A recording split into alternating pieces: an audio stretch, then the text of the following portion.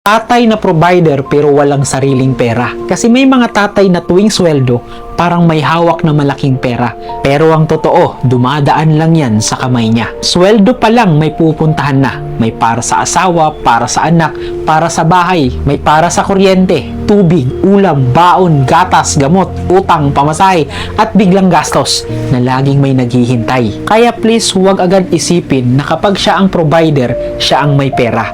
Minsan, siya lang ang nagdadala pero hindi siya ang unang nakikinabang. Siya ang inaasahan kapag may kulang.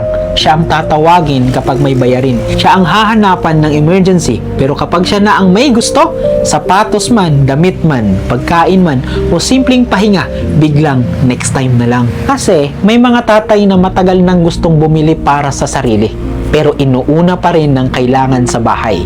May tatay na nagbibigay sa asawa para maayos ang budget, pero siya mismo nagkakasya sa tira-tira. At may tatay na mukhang matatag, pero sa loob niya, pagod na rin kakasalo ng gastos na hindi nauubos. Hindi siya kuripot, hindi siya madamot. Minsan, wala lang talagang natitira pagkatapos niyang unahin ng pamilya o ang lahat. At kaya please, huwag mong maliitin ng tatay na provider pero walang sariling pera. Baka siya yung taong pinakamadalas magbigay pero bihirang makatikim ng para sa kanya. Tatay siya, provider siya, pero tao rin siya na napapagod, nangangailangan, at minsan gustong maramdaman na hindi lang siya naaalala kapag may kulang. Dahil may tatay na hindi nawawalan ng pagmamahal, pero unti-unting nawawalan ng sarili sa kakabigay sa pamilyang mahal niya.